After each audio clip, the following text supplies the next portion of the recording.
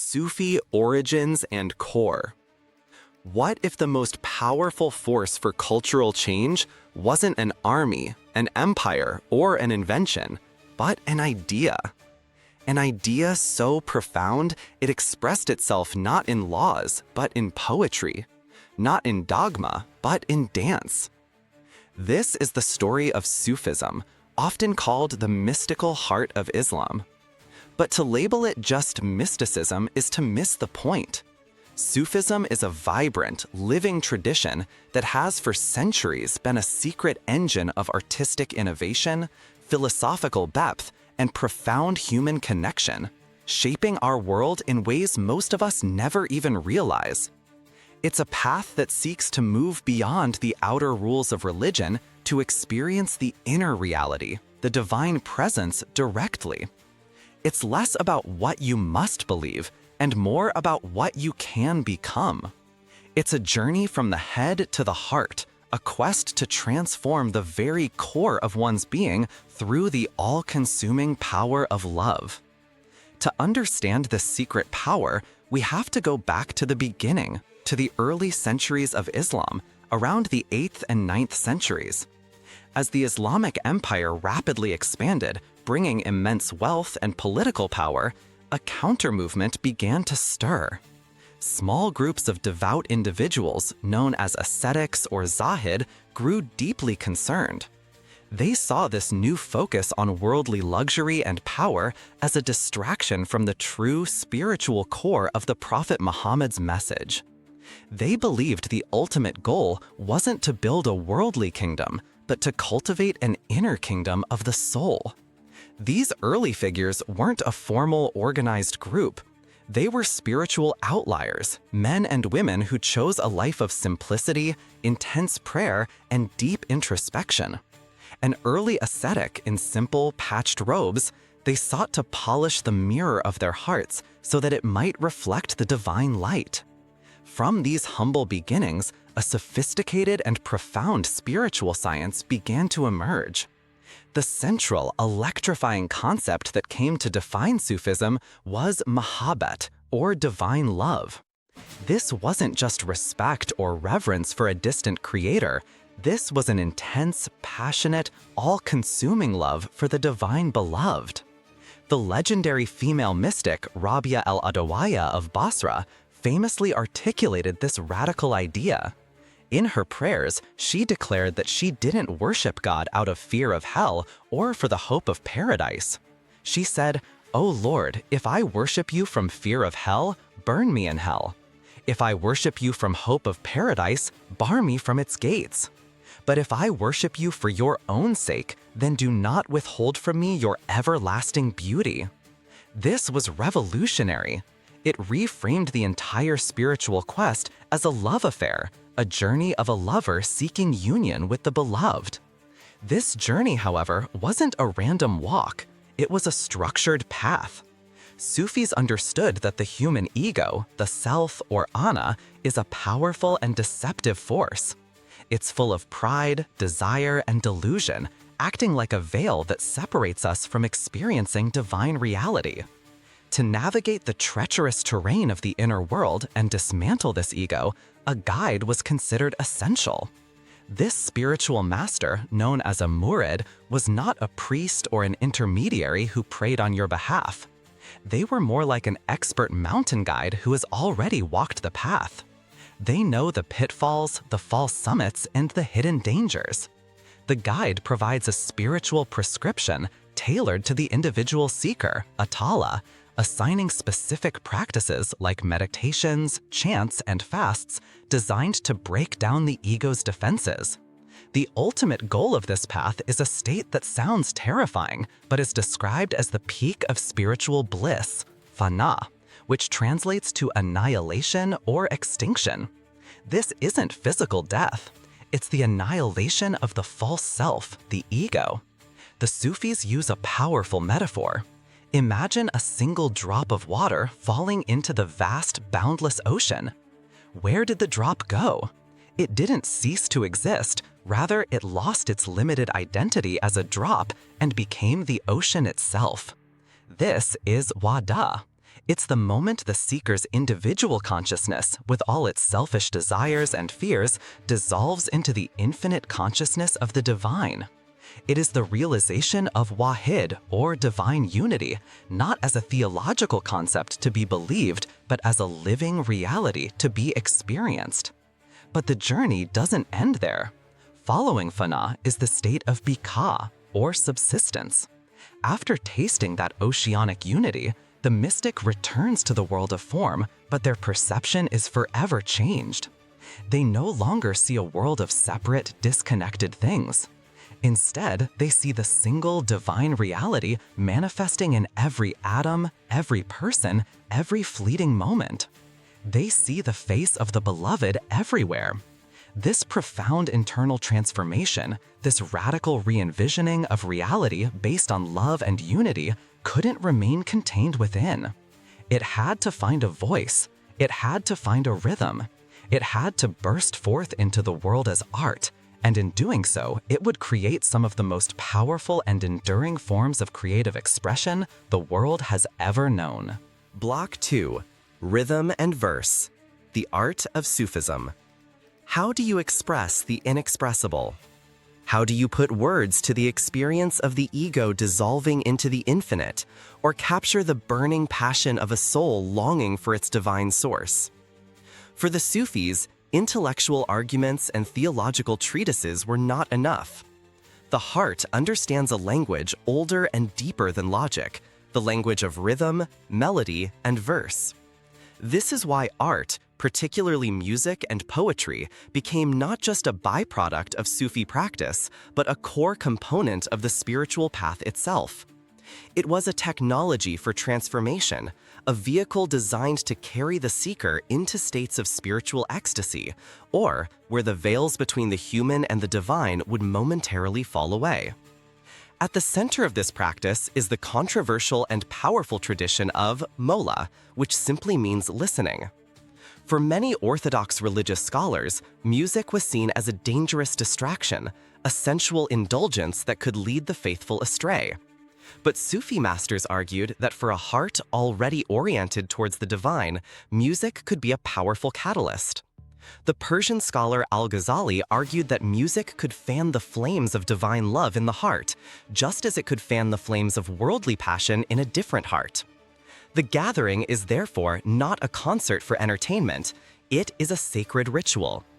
In a circle of seekers, musicians might play the haunting, breathy tones of the flute, said to cry with longing for its source, the reed bed, just as the soul longs for God. Or the driving, hypnotic beat of the frame drum, echoing the rhythm of the universe. The music, combined with chanting, builds in intensity, designed to bypass the critical mind and speak directly to the soul, inducing a trance-like state of remembrance and connection. Perhaps the most iconic and visually stunning expression of Mullah is the turning ceremony of the Mevlevi order, famously known as the whirling Dervishes.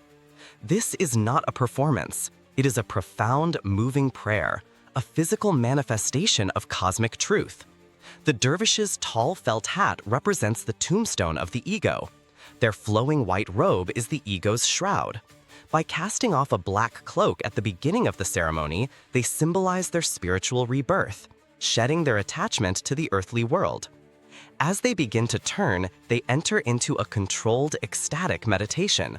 One hand is raised to the heavens, receiving divine grace, while the other is turned towards the earth, bestowing that grace upon all of creation. The dervish becomes a conduit, a channel between the spiritual and the material.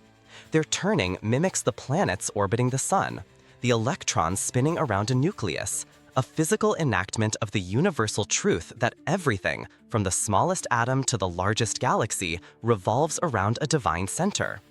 This practice was inspired by the great 13th century poet and mystic, Jalaluddin Rumi, for whom poetry and movement were inseparable paths to God. In other parts of the world, this drive for ecstatic connection took different musical forms. In South Asia, particularly through the influence of the Chishti Sufi order, the electrifying tradition of Qawwali was born. A Qawwali ensemble features a lead singer, a chorus of supporting vocalists, a harmonium, and powerful percussion from the tabla and dolak. The performance is a masterclass in building spiritual energy.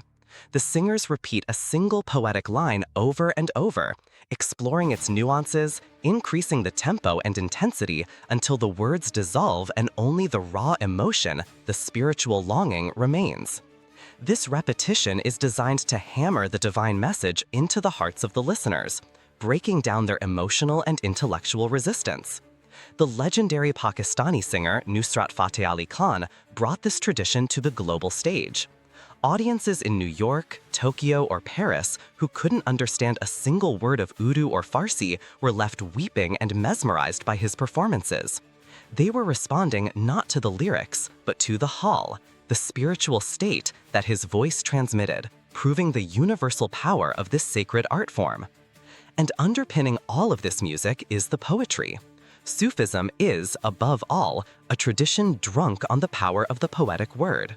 Poets like Rumi, Hafez, Kabir, and Attar are not just literary figures, they are revered as saints and spiritual guides. Rumi is now famously one of the best-selling poets in the Western world, and his verses on love and unity adorn everything from coffee mugs to wedding invitations. But to fully appreciate his work, we must remember its origin. His poetry wasn't composed in quiet solitude. It often poured out of him in a state of spiritual ecstasy, sometimes while he was turning in the mola. His epic work, the Masnavi, is a sprawling ocean of stories, allegories, and direct spiritual teachings, all pointing to a single reality, the transformative power of love. Then there is the Persian master Hafez, whose shatsamas are masterpieces of ambiguity. When Hafez writes of the tavern, wine, and the beloved, is he speaking of a literal bar and earthly romance? Or is he using them as symbols for the spiritual gathering, divine intoxication, and God? The answer is both, and this sublime ambiguity allows his poetry to speak to every level of human experience, from the profane to the sacred. These poets created a symbolic language that could communicate the deepest mystical truths, a language that transcended cultural and religious divides, offering a taste of the divine to anyone with an open heart. Block 3. Beyond Borders, Community and Global Reach. This powerful fusion of inner philosophy and ecstatic art was not meant to be a solitary pursuit. While individual experience was paramount, Sufism has always been a deeply communal tradition.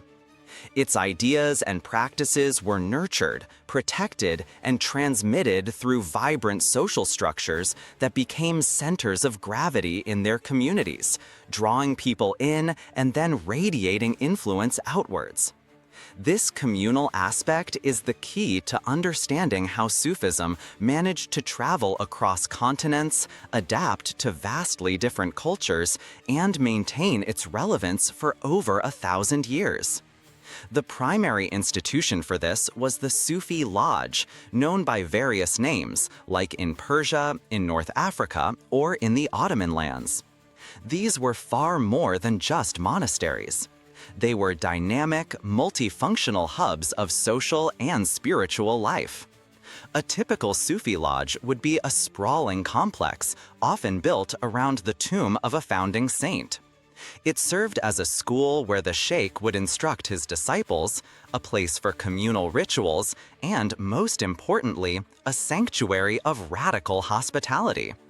One of the core tenets of many Sufi orders was to provide food and shelter to anyone who came to their door, with no questions asked.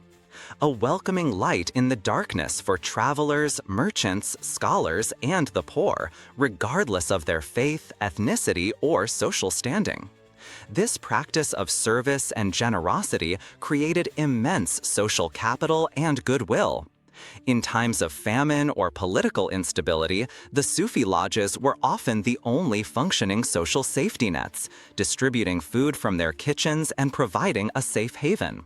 This tangible, practical compassion demonstrated the Sufi ideals of love and unity in action, making their message far more appealing than abstract sermons ever could. The central communal practice that bound these communities together was the dhikr, or the remembrance of God. Dhikr was the art of listening, wasl the art of invoking. It is the rhythmic, collective chanting of the names of God or sacred phrases, such as Allah. The practice can take many forms.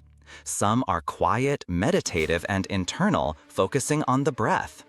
Others are loud, powerful, and intensely physical, involving synchronized movements of the head and torso. A circle of people chanting in unison. The goal is to move from remembrance with the tongue to remembrance with the heart, and finally to a state where one's entire being is absorbed in the awareness of the divine presence. The Sufis believe the heart can become rusted and tarnished by worldly distractions and the ego. Dhikr is the act of polishing that heart, allowing its original, pure nature to shine through. This shared rhythmic experience created incredibly powerful bonds of spiritual kinship among participants, forging them into a cohesive and supportive community. Armed with these welcoming community structures and powerful spiritual practices, Sufism began to spread far beyond its origins in the Middle East and Persia. Its expansion into South Asia was one of its greatest success stories. Sufi saints, or walid, often arrived not with conquering armies, but as peaceful missionaries. They learned local languages, incorporated local customs, and presented a message of love and spiritual equality that resonated deeply in the hierarchical caste society of India.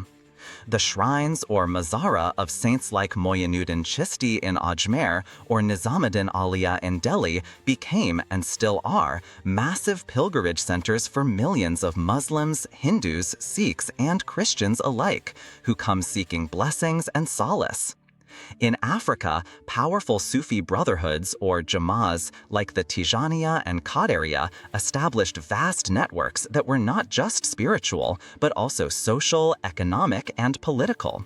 They ran schools, facilitated trade, and in many cases led anti-colonial resistance movements, becoming pillars of their societies. This journey continued into the modern era, eventually reaching the West. In the 19th and 20th centuries, Western thinkers and poets like Ralph Waldo Emerson and Goethe were fascinated by translations of Sufi poetry. Later, masters like Hazrat Inayat Khan traveled to Europe and America in the early 20th century, founding a universal Sufism that presented its core teachings of love, harmony, and beauty outside of a strictly Islamic framework. In recent decades, the global popularity of Rumi's poetry has opened a new gateway for countless people to discover the tradition's profound wisdom. Today, Sufism's influence is felt everywhere. Its emphasis on interfaith harmony provides a powerful antidote to religious extremism. Its focus on purifying the heart and finding inner peace resonates deeply in our anxious, fast-paced world. And its rich artistic legacy continues to inspire musicians, poets, and artists around the globe. The secret power of Sufism was never a secret doctrine or a hidden magic. It was and is the simple, radical, and transformative idea that the universe is built on love, and that the path to experiencing this love lies within the human heart.